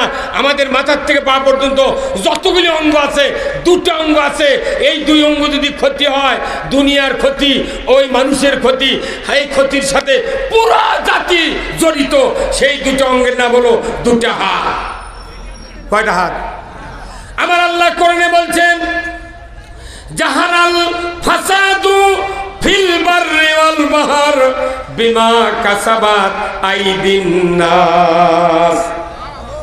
আব্দুল কাদের ভাই কোন জাহারাল ফাসাদু ফিল বাররি ওয়াল বাহর বিমা কাসাবাত আইদিন নাস।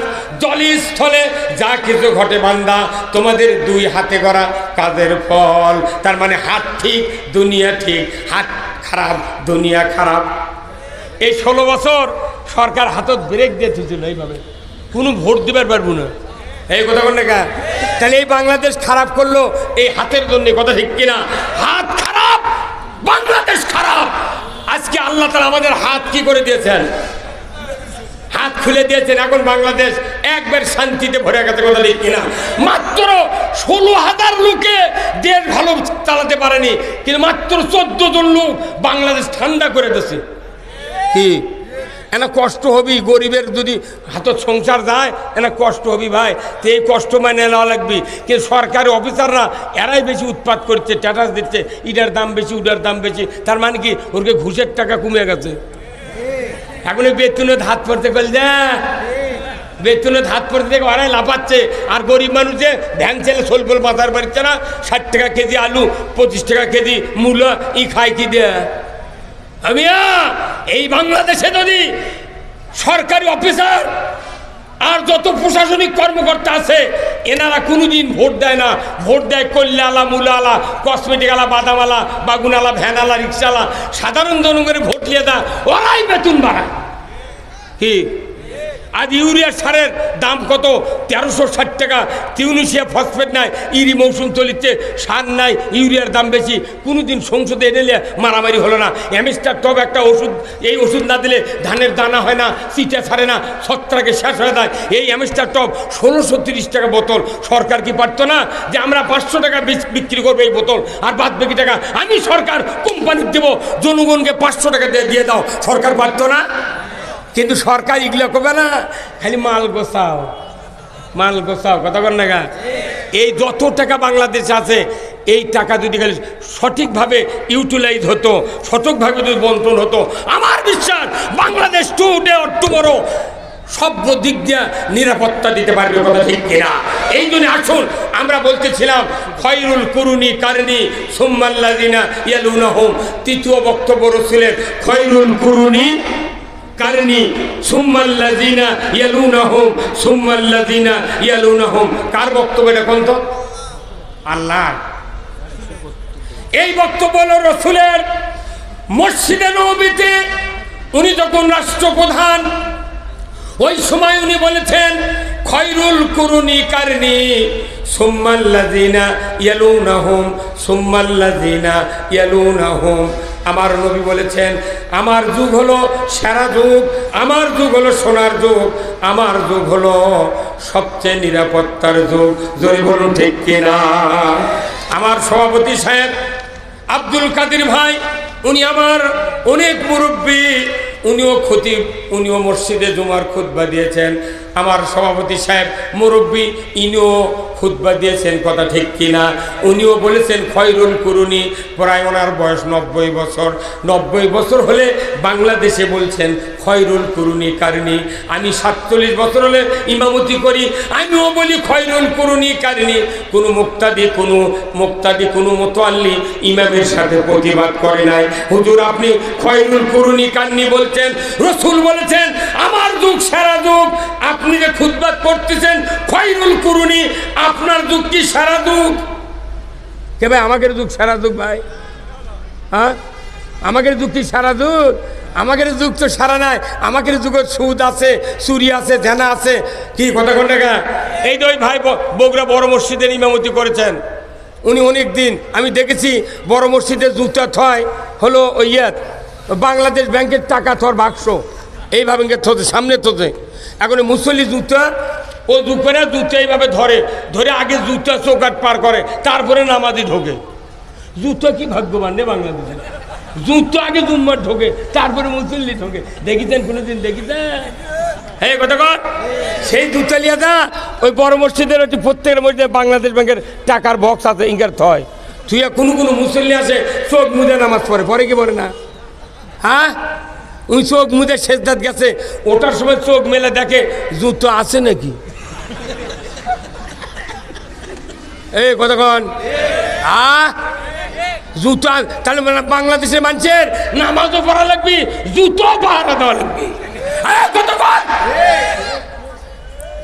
চুরি বন্ধের মতো একটা আইন বাংলাদেশের তামাম মসজিদের ইমামগুলি যদি প্রতিবাদ দিত, শিক্ষা দিত, আমার দেশে যে কেউ ক্ষমতার যাক হাত কাটার আইন কায়েম করত। কিন্তু কোথায় হলো মুসলমান? এই জন্য খয়রুল কুরুনি কারণী, রসুলের যুগ ছিল সোনার যুগ, আমাদের যুগ কোনো সোনার যুগ নয়, এটা চোরের যুগ, লোহার যুগ। লোহা দিয়ে গুলি বানায় আর বকত গুলি করে।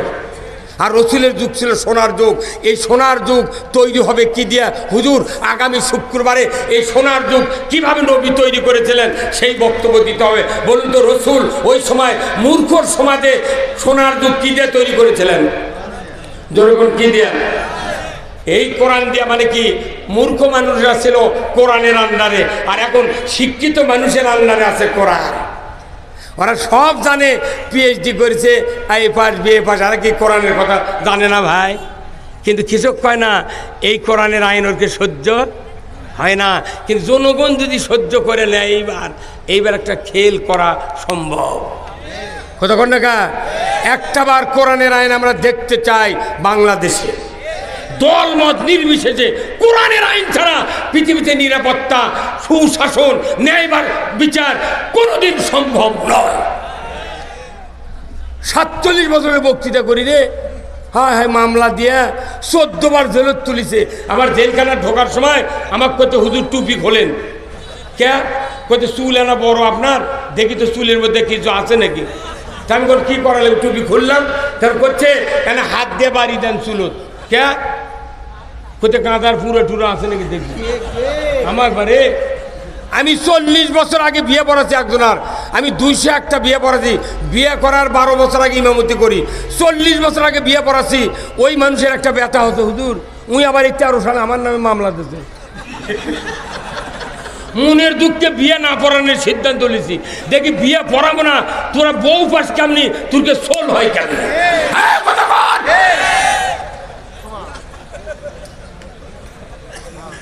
আব্দুল কাদের ভাই হচ্ছে বিয়ে পড়াচ্ছি, তারই বেটা 13 সালে মামলা দিতে গোল যা 1,20,000 টাকা নিতে ওই মামলার আমার জামিন নিতে। হাইকোর্টে একটা মামলার জামিন বগুড়া কোর্ট দেয় না, সব হাইকোর্টে।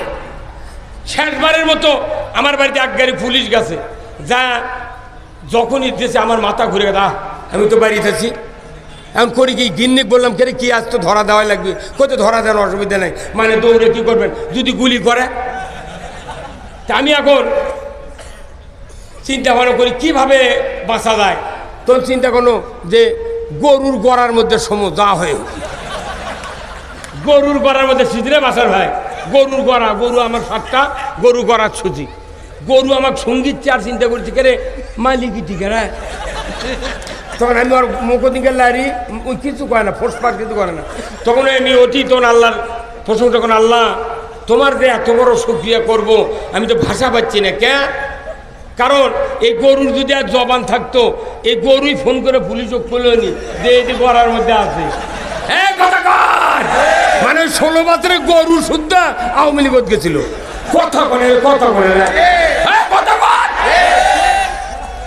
ওরাও বুঝতে পারেনি যে গরুর গড়া থাকে। এই বক্তৃতা যারা শুনিচ্ছে, পরবর্তী দেশ যদি ইনকা হয় মোট পুলিশ গড়াও দেখবি হয় না।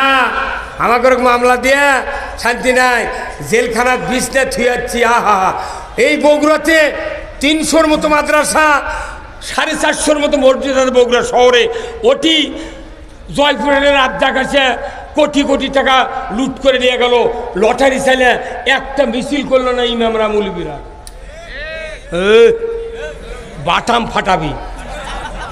এই কতক্ষণ আল্লাহ কোরআনে বলছেন, ইন্নামাল খামরু ওয়াল মাইসিরু ওয়াল আনসাবু ওয়াল আজলামু রিজসুম মিন আমালিশ শায়াতিন ফাসতানিবুহু লাআল্লাকুম তুফলিহুন।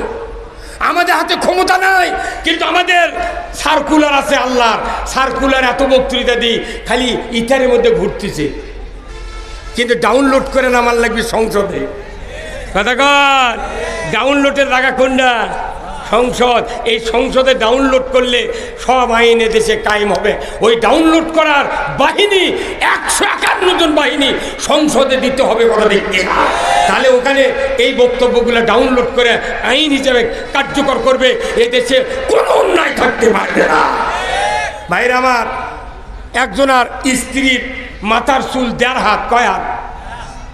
উকুন হচ্ছে, উকসি হচ্ছে, খুকসি হচ্ছে, আর অ্যালার্জি হচ্ছে। 5 লাখ টাকা ফুরেছে, কিন্তু চুলকানি ভালো হয়নি, উকুন যায়নি, খুকসিও ভালো হয়নি। তখন বেচারা এখন শুকে টুকে মরে যাচ্ছে ওনার স্ত্রী। হঠাৎ করে এক মূর্খ মানুষ করছে, চাচা আপনার স্ত্রীর এই অসুবিধা আমি শুনলাম, আপনার কি ভালো হয়নি? না বা মরার দশারে 5 লাখ ফুরেছি, কিছু হয়নি। উনি তখন বলছেন ওই মূর্খ মানুষ যে, চাচা 5টা টাকা আমাকে দেন তো। কে? 10 মিনিটের মধ্যে ব্যারাম ভালো করে দেবো। তোর 5 টাকা দিয়েছে। ওই সাধারণপুর আসে 9 মাইলে একটা দোকান হচ্ছে, বেলেট লেছে। কি লেছে? বেলেট লেছে। নিয়ে যাওয়ার স্বামীর দিছে, স্বামী একটা মাথার চুল মুট কামে দিছে। কামানের পর দেখে খুকসি নাই, উকুন নাই, চুলকানি হলো। কথা বুঝলেন আপনি? এটা যখন রাতে তখন খুশি তো করছে, আপনি হাসিচ্ছেন কেন? আপনার কি উপকার হলো জানেন? এর যদি আরো 6 মাস আগে যদি কামে দিলেন হিনি, একদিন চুল আরো 1 হাত বড় হলো। কত কোন টাকা? তো এই যে আমরা বাংলাদেশের একটা মাথা আছে, সেই মাথার নাম হলো ঢাকার সংসদ। মানুষের মাথা দুকুন হলে এর ওষুধ হলো বেলেট দিয়ে কামান। আর এই সংসদ হলো বাংলাদেশের মাথা। ওটি চুলকানি, খুকসি, উকসি, জুনের অ্যালার্জি হচ্ছে। ওটাকে এইবার আমাকে কামিয়ে ফেলে দিলে।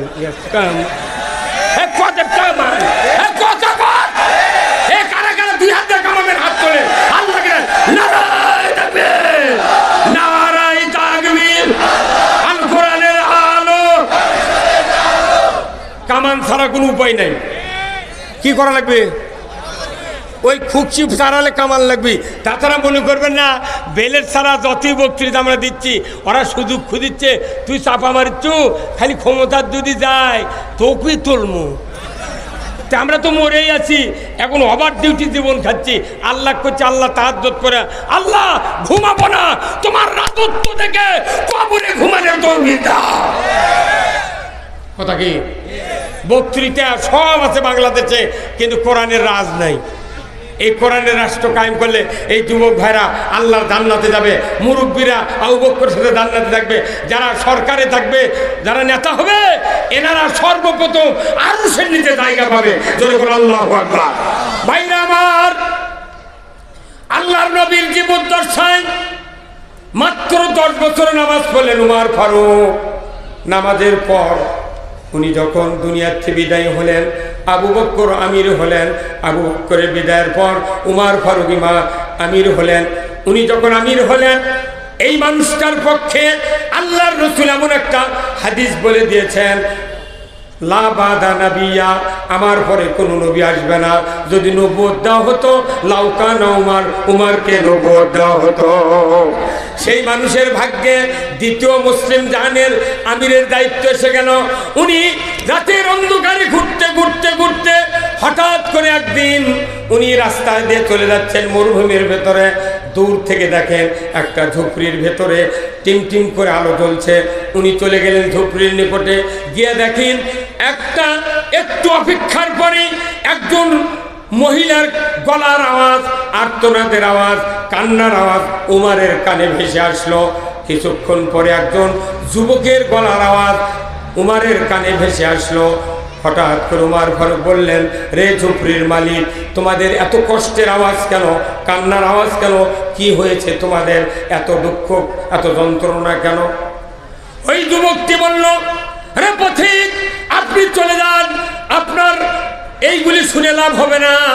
আমরা যে কষ্টে আছি, আমাদের এই কষ্ট নিয়ে আমরা থাকি, আপনি চলে যান। উমর ফারুক প্রতি উত্তরে বললেন, রে যুবক, রে বেদুইন, একটু বলো না, আমি যদি তোমার এই কষ্টে একটু সাহায্য করতে পারি, তোমার হয়তো কষ্ট লাঘব হতে পারে। বলো না, আমি একটু জানতে চাই কি দুঃখ বেদনা তোমাদের এই ঘরের ভেতরে। জোরে কন্যা আমার বাবা। এইবার বেদুইন বলে দিল, রে পথিক, আমার ঘরে একটা স্ত্রী গর্ভবতী ছিলেন, প্রসব বেদনা উঠে গেছে, এত যন্ত্রণা আমার স্ত্রীও সহ্য করতে পারছেন না। তার এই কষ্টের কারণে আমি দুঃখ করছি, কিন্তু এখানে প্রসবের বেদনার সময় একজন নারী দরকার, প্রসব কাজে হেল্প করার জন্য, সাহায্য করার জন্য, কিন্তু কোনো নারী নাই। আমি তার স্বামী, আমি কিচ্ছু জানি না প্রসবের সহযোগিতার ব্যাপারে। আর সে আমার স্ত্রী যন্ত্রণায় কাঁদে, আমিও কাঁদি। এই হলো আমার ঘরের ভেতরকার খবর। বলার সাথে সাথে ওমর ফারুক 1 সেকেন্ড দেরি করলেন না, তীব্র গতিতে চলে গেলেন, মরুভূমির প্রান্তর পেরিয়ে বাড়িতে চলে গেলেন। দরজা আপনি এত তাড়াহুড়া করছেন, ডাকছেন। উনি বললেন, ও আমার স্ত্রী, আজকে জান্নাত আল্লাহ তাআলা বিক্রয় করে দেবেন, জান্নাত কিনতে হবে তোমাকে, তাড়াতাড়ি করে উঠো।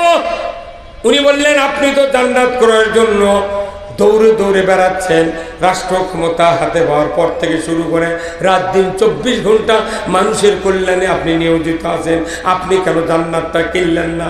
ওমর ফারুক বললেন, রে রে আমার স্ত্রী, তুমি জানো না আজকে যে জান্নাত বিক্রয় দিবে আল্লাহ, ওই জান্নাত পুরুষের জন্য নয়, ওই জান্নাত নারীদের জন্য।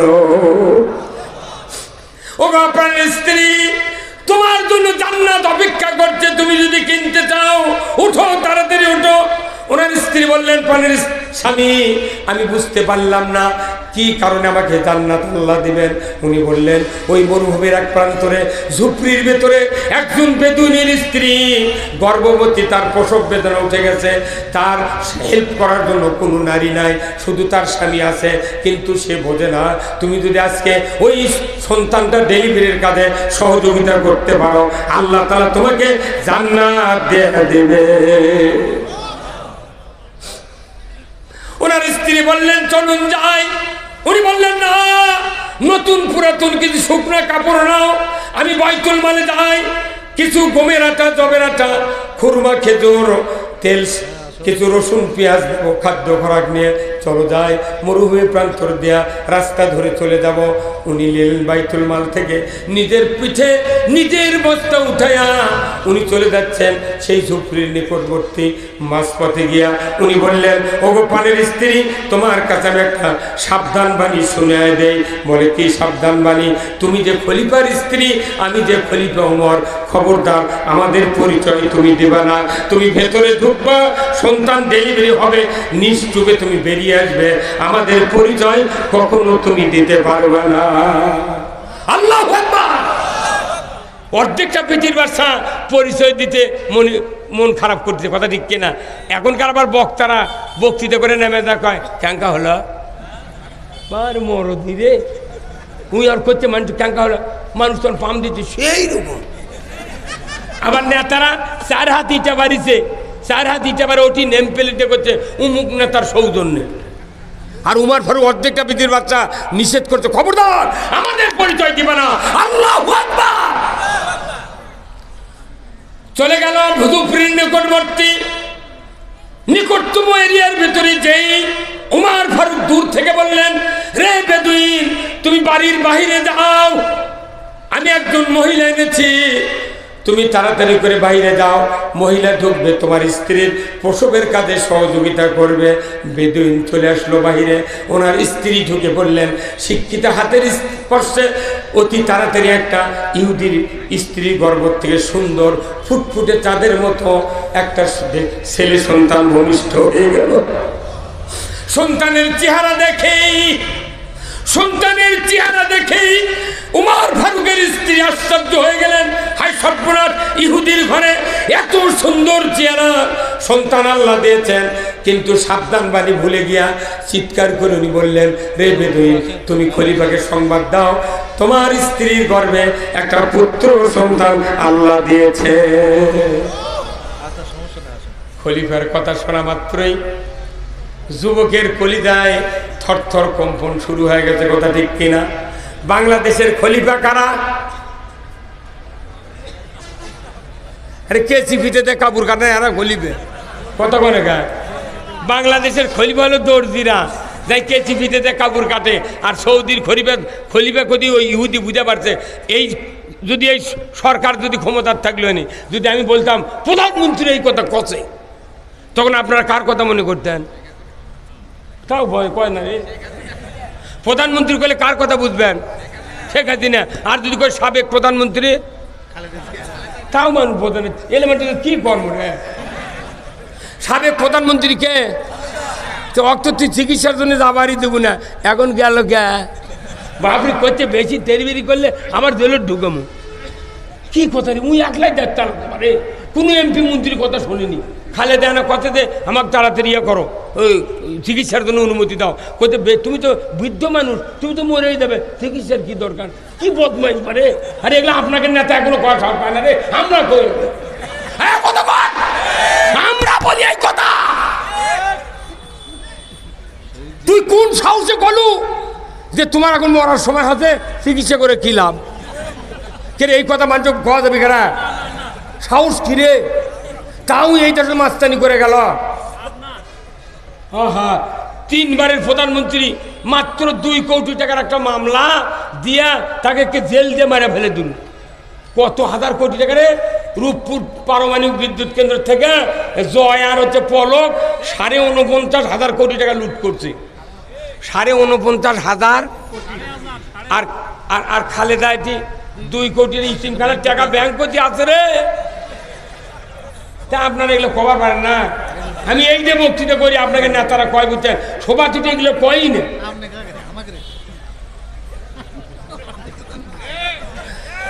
তার মানে আমরা জটিল কথা কমু কথা কন। একটা মানুষের বুঝছেন ওই জমি আছে 6 বিঘা, 2 বেটা, তো বাপ মরে গেছে 3 বিঘা করে ভাগ করে লেছে। তার চকিয়া ছিল একটা, মধ্যে দিয়ে কাটে ভাগ করে লেছে। গাবিয়া ছিল একটা, খুব দুধ হয়, তেমন এরা 2 ভাই করতে ভাই গাই বাঁচালাম, তেলে বাঁচালে অবধ ভাই করতে বাঁচালাও। তখন বড় ভাই করছে কি, বাচ্চা নিলে কি ভাই জব টব করা যাবে না, তুই কেন করে বাঁচে নেবো? বলছে আমাকে তুই পাতা ধাক্কা দে, তুই আগা ধাক্কা লে। আগা ধাক্কা ওক দিচ্ছে ওই পাগলক। উই ঘাস কাটে কেটে ওর পাও পচে গেছে। তুই খাওয়া, তুমি ঘাস খেলে আর ওর চালাক ভাই বিকেল করে দুয়ে খায়। কথা কনা রে? ঘাস কাটে মরে কে? পাগল। আর দুধ খায় মলোকে এই চালাক। এখন আর প্রত্যেকটা গ্রামত দেখবেন যে স্বামী অবধ, আল্লাহর কি সিস্টেম, ওই অবধ মানুষের বউ কোনো চালাক হয়। হ্যাঁ কথা কোন টাকা? আমি চাইলি করে দেখছি 10 জনাক অবধ মানুষের বউ সেই চালাক। এখন ওই চালাক বউ রাত্রের কথা, তুই যে ঘাস কেটে কেটে মরিস, তুই কি বুদ্ধি খেয়ে দেছে? তুই ঘাস কেটে খিলাস আর ওই হচ্ছে দুধ দিয়ে মরে। করছে না আমার ভাই আমাকে কছে গরু না খেলে গরু বাজে দেবি। ওরে মরদ রে, বুদ্ধি দিতে গরু যদি তুই না খিলেস ভাই গরু বাজা দেবি, দাম কম হবি। ওই পাগল সেই দিন খিলেচ্ছে। ওই বউ রাত্রে কথা শোন, কাল তোর সকাল উঠে একটা কথা বলেন কি, যেহেতু তুই গরু বাঁচে দিছু ভাই আমাকে মধ্যে দে, কাটে দে। আমার গরু ঘাস খাবি, গোবর বাড়াবি, ওগুলো আমি বেঁচে বেঁচে চায়ের দোকানত বেসমো ঘুটো। তুই দুধ খাবো কা, আমি ঘুঁটা বেচা খামো। যখন এই কথাই চালাক ভাই কথে, চালাক ভাই কোথেকে এই বুদ্ধি দিল কি একটা, ওই মনে মনে করছে। তখন করছে ভাই তাহলে তুই 1 কেজি দুধ আজ থেকে লিখিয়ে নি। আমাকে এই জনগণ বুঝছেন, এই পাগল পাশে পায়া ওই গায়ের লাগান খালি মুখত ঘাস তুলে দেবার করছে। মানে আমাকে ভোট লিয়া ওরা ক্ষমতার যা, ওটি ওরা দুয়ে দিয়ে খাবি, এইবার কাটিয়া ভাগ হবি, এইবার কাটিয়া ভাগ। এই কথা কোন টাকা?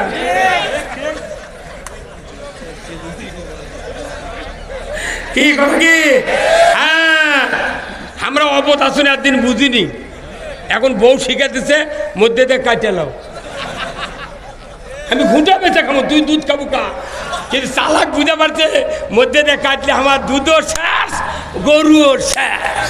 কথা কয় এই জন্যে অনুরোধ করছি ভাই, আমি আপনাদেরকে অনুরোধ করছি যে আমি বলতেছিলাম হযরত উমর ফারুক অনেক দূর খেজুরের গাছের নিচে দাঁড়িয়ে, তখন তো কারেন্ট নাই, খালি তারকার আলোতে মরুভূমির মধ্যে দেখেছে। খেজুরের গাছের নিচে চুপ করে দাঁড়িয়ে আছে, লম্বা মানুষ দাঁড়িয়ে আছে। এখন বেদুইন যখনই শুনছে খলিফাকে সংবাদ দাও, তখন ওর কলজের মধ্যে কাঁপছে, এখানে খলিফা, এর তো উমর ইবনুল খাত্তাব ছাড়া কেউ খলিফা নাই। উতন দৌড় যায়, ওই বাড়ির মধ্যে আর যায়নি, স্ত্রীর কাছে যায়নি, শোল দেখতে যায়নি, স্ত্রীর কি অবস্থা দেখতে যায়নি। খলিফার সংবাদ দিয়ে ঘুরিচ্ছে, খলিফা সাহেব কোথায়, কোথায় খলিফা সাহেব কোথায়? খেজুরের গাছের নিচে থেকে আমিরুল মোমিনিন বলতেছে আমি এখানে। তখন গেছে যা আন্দার তো তোর মুখের কাছে মুখ লাগে দেখে সত্যি বাস্তবিক উমর ফারুক। জোরে কর আল্লাহ।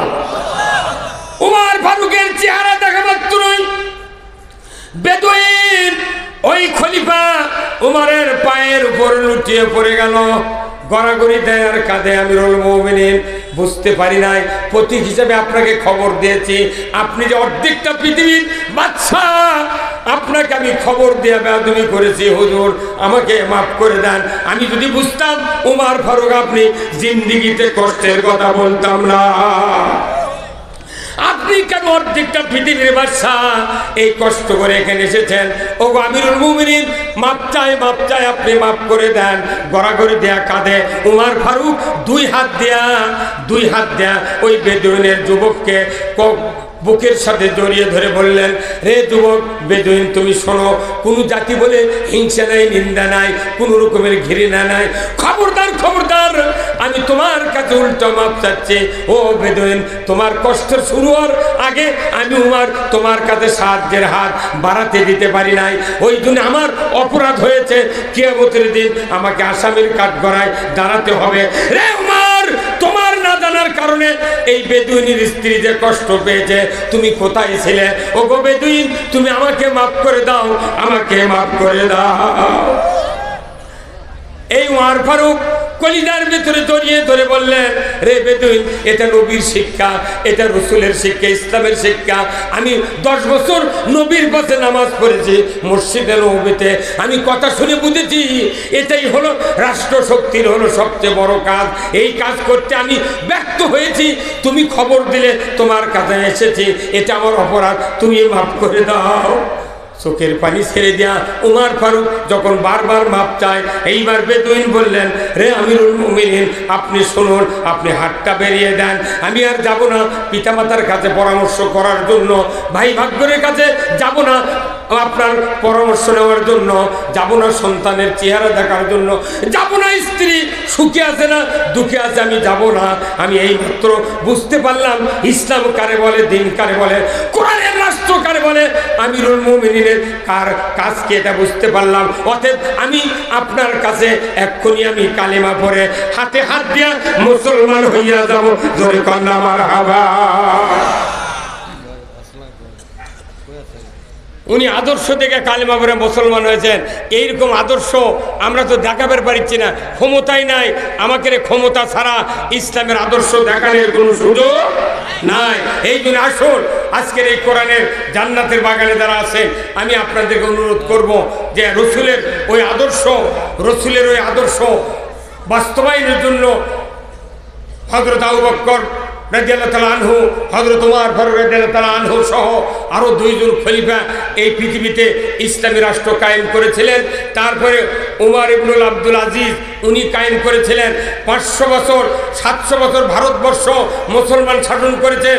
সম্রাট আকবরের আগ পর্যন্ত যত সরকার ছিলেন সব কোরআনের সরকার ছিলেন, কথা ঠিক কিনা?